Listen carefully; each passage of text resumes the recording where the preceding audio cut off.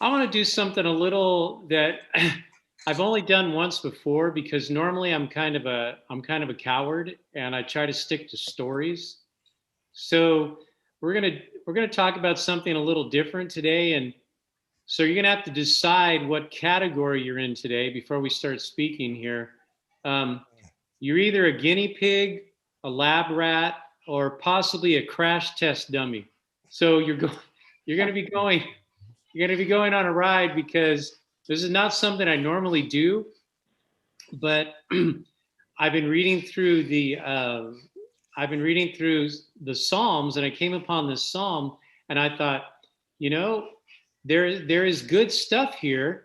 And then the back of my mind's going, yeah, but it's not a story. You can't tell a story if you get stuck. You don't know what to do. So anyway, you are here, so you're going to be on this. We're on this journey together. Although I guess on Zoom it's pretty easy to check out, right? you Yeah. don't even have, you don't even have to fall asleep. You just click leave down there on the bottom right hand corner, and you're done. So anyway, welcome and happy Sabbath, and I hope everybody's Oh, doing well. Uh, have a pretty nice day here in the valley. The still kind of cool outside, and the wind's blowing. It's a nice breeze, but it would be nice to have rain. There's no doubt about that. It would be nice to have rain. All right. Before we start, I'm going to pray one more time before we start. Father God, as we open up your word today, we ask for your presence.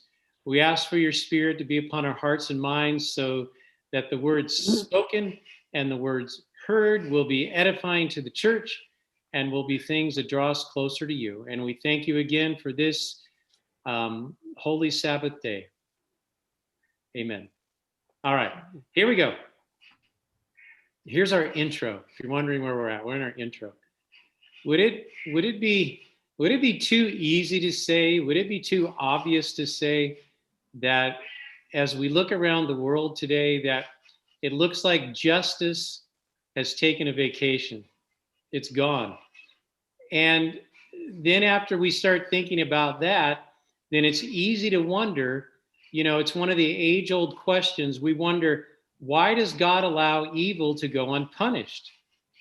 And we start thinking, well, why doesn't he do something? I mean, most of us here, we probably try to do our best to live the right way, but yet we still have problems day after day. And we look around, and if we focus too much, it looks like that others are just getting away with everything. They're just getting away with everything. And then as we're reading through this psalm that we're going to share together, but is it really true? Is it really true that the evil and the wicked and the arrogant are getting away with everything? And that's what we're going to talk about today. So in your Bibles, please turn. We're going to be in Psalm 73. Psalm 73. So again, welcome on board. We're gonna go through this together, and I promise I'm going to keep an eye. I'm going to keep an eye on the time. I promise I'll keep an eye on the time to where we're starting and when we finish. So when I started thinking about Psalm 73, it reminded me of this old song, and this friend of mine, David Hardwick, and we used to do the music in Tulare for a long time at the Tulare church. When they didn't have a piano player, they had nothing, and so they were scraping the bottom of the barrel, and it was myself and Mr. Dave Hardwick. And I really was an unwilling participant at first. I really didn't want to get up and sing, but he really pushed me and said, "Hey, come on, you need to get up there, help me out." But here's what he used to do to me every Friday night. We would come over to the church to practice. And he would bring a song, and he would always tell me, "Hey, you know this song." And I would always tell him, "Hey, no, I don't." And he would always say, "Yeah, sure you do." And I would say, "I'm sure I don't. I don't know this song that we're going to be playing tomorrow for the church." And so it was always this back and forth. It seemed like every Friday night. So this one song that he brought, and it's probably familiar to a lot of you, It's called Farther Along. Farther Along. And it just applies so well to Psalm 73 that I thought I would share a couple of verses with you before we got into the psalm. And the first verse goes a little like this. Tempted and tried, we're oft made to wonder why it should be thus all the day long, while there are others living about us, never molested, though in the wrong. And then we come to the chorus. Farther along, we'll know all about it. Farther along, we'll understand why. Cheer up, my brother, live in the sunshine. We'll understand it all by and by. And then this one more verse I'll share with you before we get to verse 1 of Psalm 73. Often when death has taken our loved ones, leaving our homes so lone and drear, then do we wonder why others prosper, living so wicked year after year. And like I said, it's almost like this song was written to go along with Psalm 73. It fits so well together. So let's go ahead and get started. I'm going to read verses 1 through 3 to get going. All right. It reads this way, and I'm reading out of the NIV today, a little different. I usually use the King James Version, the New King James Version. And the only reason I'm using the NIV today is just because of the flow. The flow of the poetry is a little more, I don't know. It's smoother for me. It's smoother for me. So I thought I'd use the NIV today. All right, verse 1 through 3. Surely God is good to Israel, to those who are pure in heart. But as for me, my feet had almost slipped. I had nearly lost my foothold, for I envied. And then he gives the reason why. Verse 3, for I envied the arrogant when I saw the prosperity of the wicked. Now, if you don't know this, oftentimes in a psalm, the answer to the whole question of the psalm is somewhere near the first verse. And in this case, it's very true. Everything is solved in the first verse. So what we really could do is read this first verse and we could all go our separate ways. But you're not that lucky. You're not that lucky. We're going to read a little bit more. So, surely God is good to Israel, to those who are pure in heart. The conclusion of the matter, again, it's stated first, a pure, clean heart. But then he admits something in verse number 2. And look what the writer admits here. He says, as for me. He says, as for me. Well, what is he saying? What does he mean? Well, he's saying, look, from my own experiences, I'm going to tell you how I came to the conclusion of verse 3. Does that make sense? From my own experiences, I'm going to tell you how I came to this conclusion in verse 3. And in the Message Bible, Eugene Patterson, he says, his paraphrase says, I almost missed it. My faith almost left me. But he's being transparent. The writer's being very transparent. And so what I always try to do is make connections to myself. Can I relate to this writer? Of course I can. I can relate. It's a common temptation to look around and look at people that you know, that you believe that are completely doing the wrong thing. And yet nothing's happening to them. It's easy to slip, if you will. It's easy to slip into that pit of skepticism, isn't it? And far often, where we probably do it too much. But one thing we have to remember is this, and I'm going to quote something from Ellen White here in The Great Controversy on page 47. She reminds us here, she says, the righteous are placed. And so she's talking about church members, obviously. She says, the righteous are placed in the furnace of affliction. I know that's not great to hear. I know. The righteous are placed in the furnace of affliction. You don't get too many amens off of that. That they themselves might be purified. that their example may convince others of the reality of faith and godliness, and also that their consistent course, I love that, their consistent course may condemn the ungodly and the unbelieving. And we're going to get to that more later as we wrap up what we're talking about here. But she says, look, if you are righteous, if you are a believer, if you are a churchgoer, if you are following God, you are, she says, the righteous are placed. Notice that word placed and that little helping verb, are placed in the furnace of affliction. So it shouldn't be a surprise to us that bad things happen sometimes. Okay? Now, I want to also think about the mistake that this writer is making. And look at verse 3 again, and this verb that's used here, this word that's used here. He says, he writes, for I envied the arrogant. And then in the parallel phrase down below, that Hebrew poetry thing, you have paralleled arrogant and wicked. So he's saying, I envy the arrogant and I envied the wicked. Well, what's the problem with that? Well, the problem is with that, and there's going to be other things we're going to talk about in a minute too, but one of the problems is that if that is the case for you, and if that is the case for me, then I'm making a big mistake. What I'm doing is I'm attaching importance to the things of the world above the things of God. So right away, if I do that, I'm in enemy territory right there. As soon as I start attaching the worldly things and move them, attach them to myself and move them above to what is important to God. Now look at it this way. Look at it this way. Henry, I sometimes I change his quotes so much from his commentary. I hate to give it credit because it's so close. It's so far, I should say, it's so far away from Matthew Henry's commentary that I don't like to give him credit. But then I don't want you to think that I came up with it all on my own either.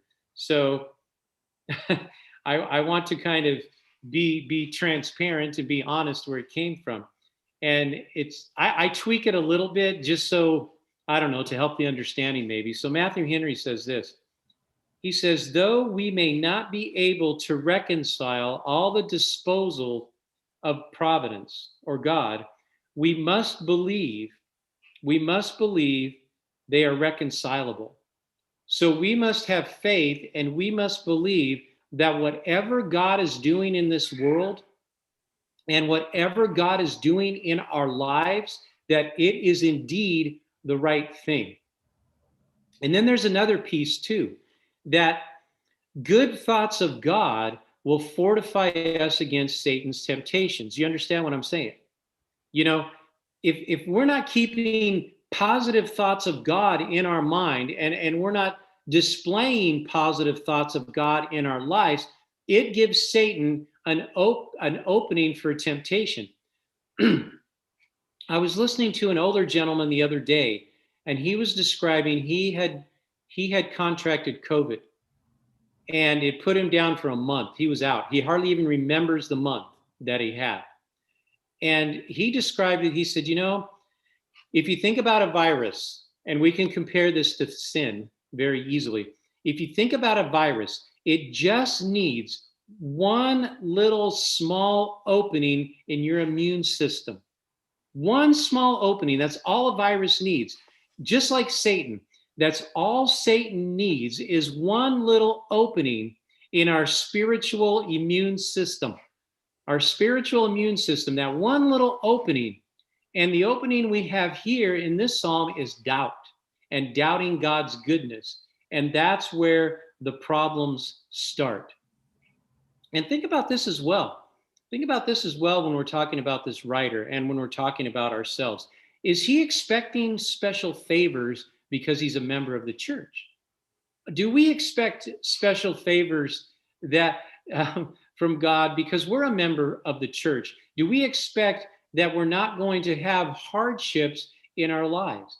And even though Well, I'll speak for myself. Even though I wouldn't like to admit it, it's true. Sometimes I think, well, God, I don't know why you're allowing this. Why aren't you cutting me a break here?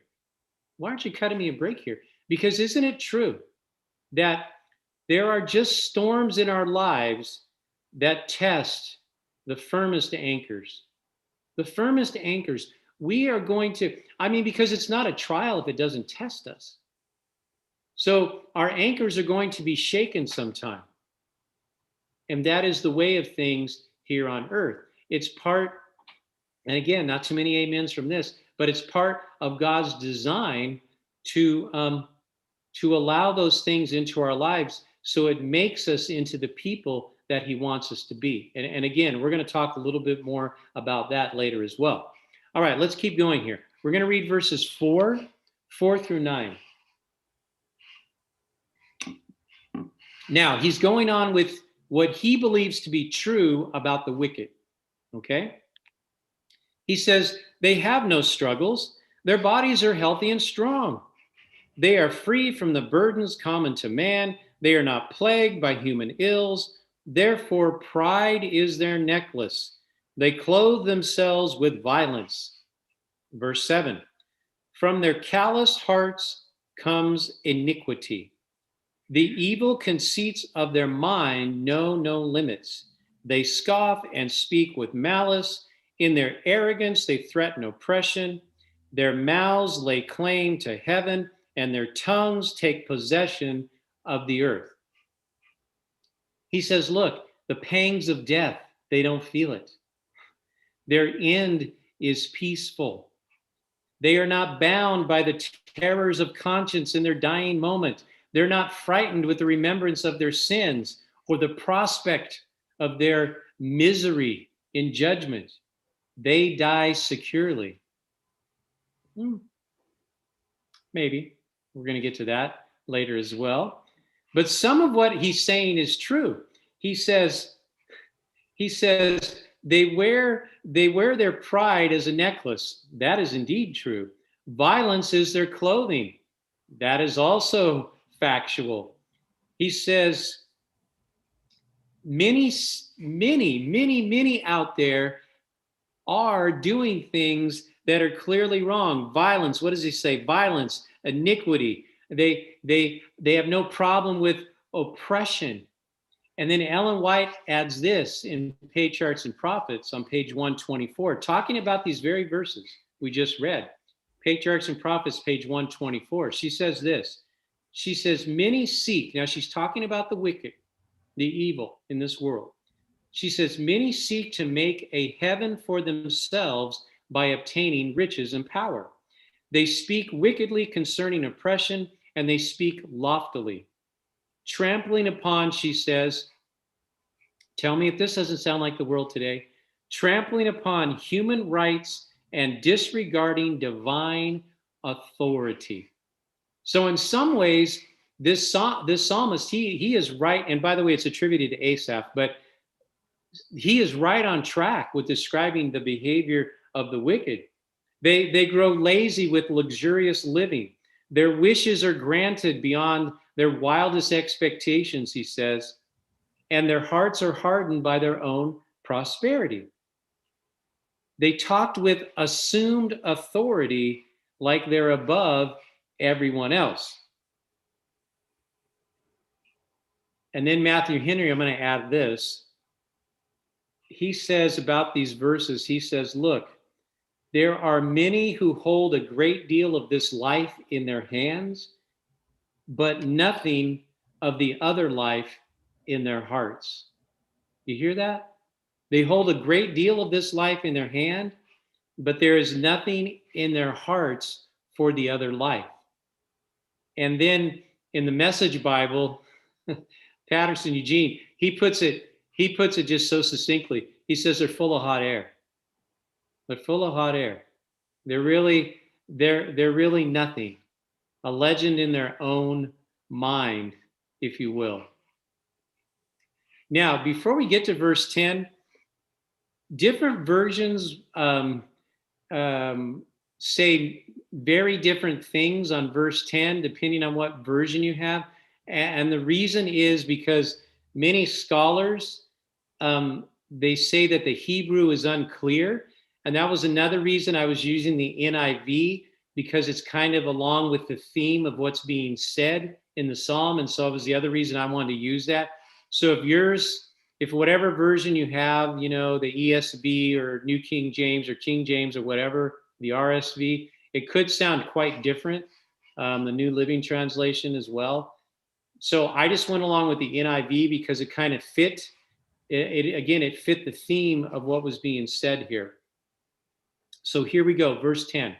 I'm going to do, let's do 10 through 14. 10 through 14. Therefore, their people turn on them and drink up waters in abundance. So they turn to them and they drink the waters that these evil, wicked, rich are giving them. It's like that saying we have nowadays, drinking the Kool-Aid. They drink it in because they're their leaders, right? So they're drinking in this water. Drink it up in abundance. That means they're listening to what they're saying. Verse 11. They say, what do they say? What are they drinking in? What are the evil and the wicked and the arrogant drinking in? Well, look at verse 11. They say, how can God know? Are you getting that? Does the Most High have knowledge? This is what the wicked are like, always carefree. They increase in wealth. Surely in vain, verse 13, surely in vain have I kept my heart pure. In vain I have washed my hands in innocence. All day long I have been plagued. I have been punished every morning. He says, look, the people are drinking in lies. The people are drinking in insults to God. What insult to God? Well, think about this. Is there a bigger insult to God? Look at verse 11. Is there a bigger insult to God than asking if he has knowledge? Is there a bigger insult to tell God he doesn't know what he is talking about?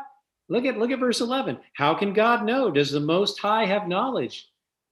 The writer here says that is the lies. Those are the lies that these people are drinking in. And again, the writer says, is there no advantage to being good? I look around and is there no advantage to being good? He says, look, the symbolic nature here. I'm washing my hands. I am innocent. I am innocent. The evil aren't hurt by anything. Is God not paying attention? He says, for me, every day begins with new trouble. And again, I don't know about you for sure, but I feel that way. I feel that way sometimes. I say, it just seems like God, every morning I get up and it's something else. It's something else. I was watching boxing last Saturday night. And I was watching this gentleman, this athlete. He got knocked out so hard that he didn't even have the wherewithal to put his hands down. So not only did he get hit in the face, as he fell down to the mat, he gets hit again. And sometimes that's what I'm telling God. I tell God, I say, look, not only am I knocked out, now I'm down. I mean, I couldn't even put my hands in the way and I got hit again. And again, this is kind of the bargaining that I go through with God, just being honest here this morning. I say, Lord, I've been through enough. I haven't recovered from the last hit. Please don't give me another one. Not yet. I'm not ready yet. But again, what we have to remember, like Matthew Henry was saying, we have to be able to reconcile these hits, these knockout blows, if you will, that God allows in our lives, only because we have to have the faith and the trust that he knows what we can take. He knows what we can take. He understands what we can take. And what we can take, and it goes back to this idea we talked about a few minutes ago, what we can take And oh man, it's hard to say out loud. I mean it. I'm just telling you, it's hard to say out loud. God knows what we can take. God knows what we can take, and what we can take shapes us in to the people that he wants us to be. The potter knows the clay. Another song. The potter knows the clay. The potter understands how many times around that wheel that we need to go. The potter understands how much pressure needs to be applied to turn us in to that vessel that he needs us to be. And not only fit for heaven, but fit to be a witness for him. And again, I realize that's a hard thing to say amen to, but it's how God works in our lives. This man, this psalmist, felt like he looked at his life, and he felt the continual frown. He believed the continual frown of God was on him, while the wicked were, and I stole this from Matthew Henry too, the wicked are sunning themselves in God's smiles. The wicked are sunning themselves in God's smiles. And every day, all I'm getting is that pressure and that shaping while I'm being spun around the wheel. That's all I'm getting.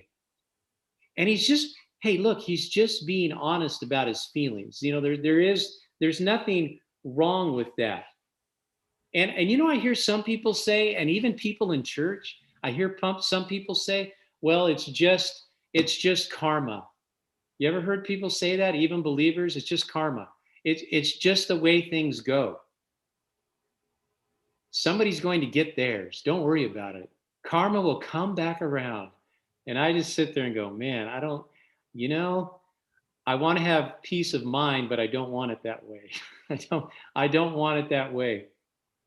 I mean, life is hard, and life is hard to understand.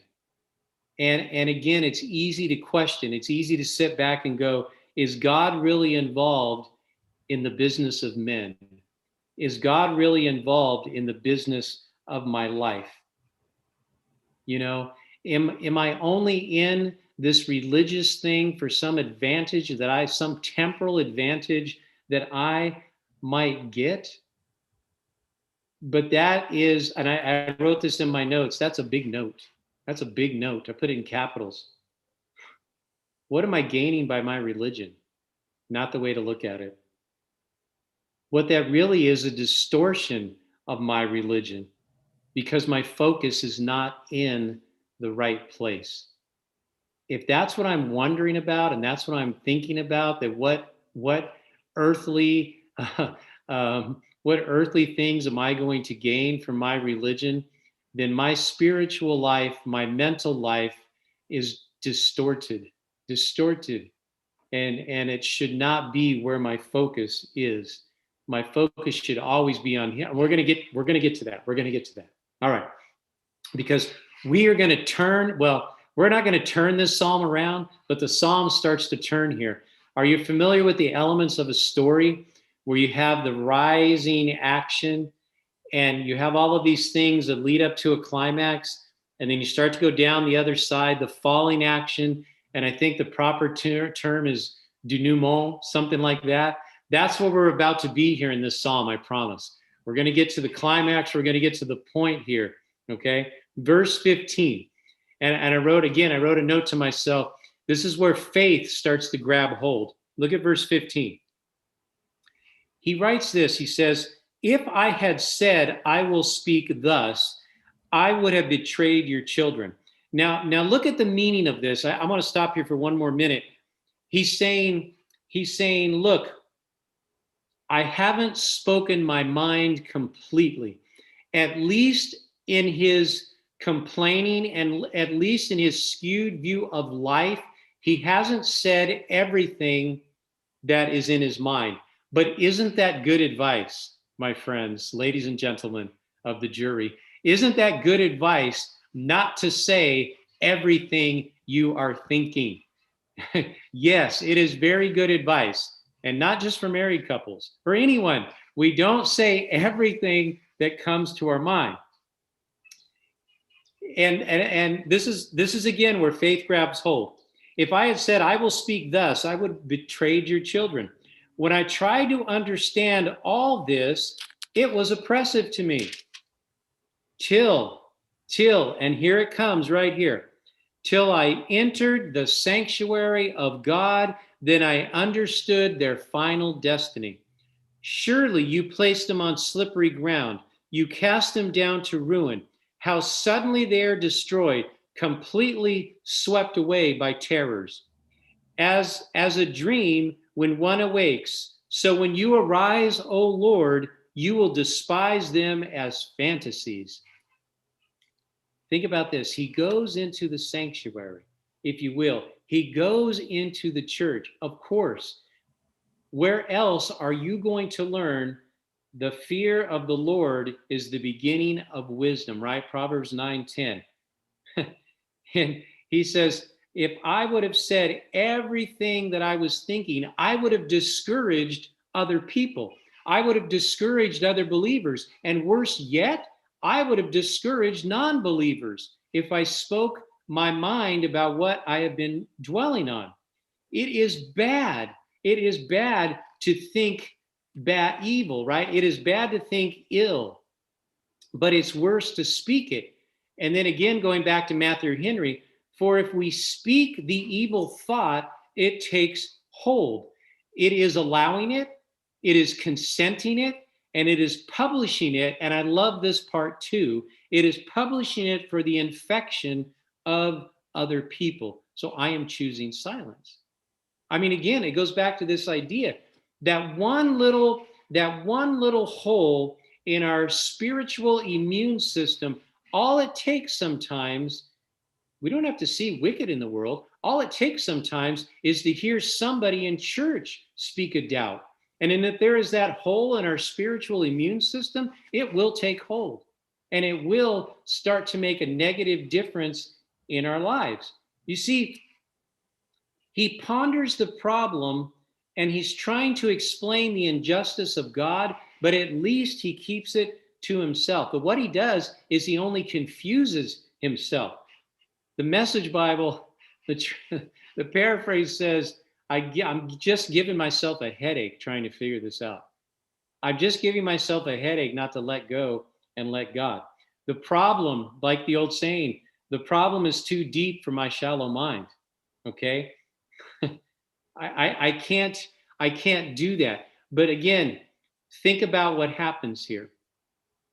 He goes to church. He goes to the dwelling place of the Lord because problems are only solved when God is involved. And then consider this as well. Consider this as well. He is willing to be taught. Because if we go to church, if we attend the worship service and Sabbath school, the only way, and it's true in the classroom too, but I don't want to get too into that because that might take up all of our time about kids in class. But we must be willing to be taught. If we aren't willing to be taught, there is no reason for us to be here. I mean, there's no reason to be there. We have to have this open mind and allow the Spirit of God to work on us and teach us things that are going to help us be better people and treat people better and prepare our hearts for heaven. I think about this all the time. And especially now that kids are back in the classroom. I said I wasn't going to mention it, but I got to mention one little thing. Those kids sitting in that classroom, and I don't have a big group because I'm just kind of subbing for a few months, these last few months. I don't have a big group. But you know what I've noticed or what I've been reminded of? They are so ignorant. And if you remember, I want to talk about the word ignorant for a second. What is the root word of the word ignorant? What makes a person ignorant? Ignore. If we ignore truth, if we ignore learning, then we are truly ignorant. You know what these kids know? These kids know video games. You know what these kids know? These kids know all the YouTubers. That's what these kids know nowadays. Bring up Call of Duty 3. I've never even seen it in my life, but these kids can tell you every single weapon in that game. I'm not criticizing that game because I've never played it. I don't know anything about it, but they know every weapon in there, but they don't know their times tables. They don't. They don't. They don't know it. Honestly, I'm going to tell you something, and I guess if my superintendent was listening, I would get in trouble. I don't know how they're going to survive in this world. I don't. I don't know how they're going to do anything on their own because they have just been left by the wayside in one way or another. Parents, aunts, uncles, grandparents, whatever it is, they've been left by the wayside. I don't know how they're going to survive. I don't know how they're going to survive. All right, another topic. We need to move on, or it's going to get to that. Yeah, we need to move on. Now, look, Ellen White says the church is God's agency for the proclamation of truth. But again, if we're not willing to learn, then we have a problem. It's in the quietness of God's presence that he understands that he's made a mistake, the psalmist. He had lost his perspective. He exaggerated how well the wicked were doing. He had forgotten that God had destroyed Sodom and Gomorrah and Tyre and Sidon, and he had forgot the punishments that had been brought down on Egypt. Yes, everything is not punished now, but God does punish some things now. It's just not time. The evil are often punished in this life, you know, and wealth and prosperity is only a mirage that's going to disappear when the Lord comes again. And all of those things that they valued so much will be gone. They will not matter anymore. No comfort or hope remains for the evil. And then to put it succinctly and to the point, and remember that word envious that he used early on in the psalm, we should not be envious and we should not admire or the things that God hates, right? We shouldn't admire the things that God hates. There's nothing to them, and there never was. The first step in the path to life is to keep the mind stayed on God. My Life Today, page 176. Keep your mind stayed on God. That is what matters. You keep your mind on God and you won't be the one saying there's new troubles every morning. There's new troubles every morning. All right, let's get to verse 21 through 26. When my heart was grieved and my spirit embittered, I was senseless and ignorant. There's our word.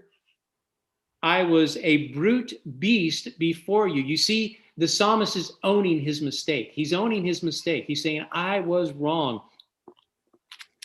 Verse 23, yet I am always with you. You hold me by the right hand. Verse 24, you guide me with your counsel, and afterward you will take me into glory, even after all of my doubts, even after all of my foolish words. Whom have I in heaven? Verse 25, whom have I in heaven but you, and earth has nothing I desire beside you. Quite a change in attitude.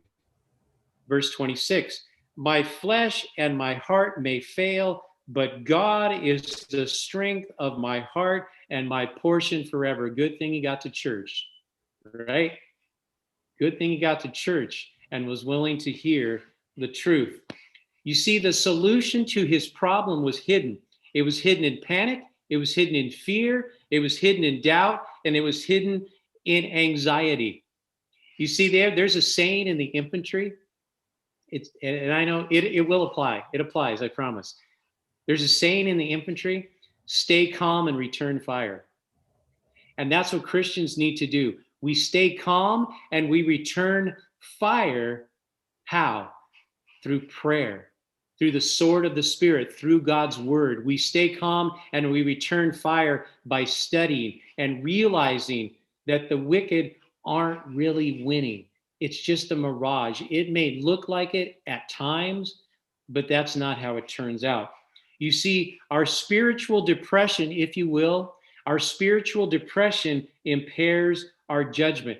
But what he does do, like we talked about a few moments earlier, he owns his problem. He understands that his doubts were there because his focus was not.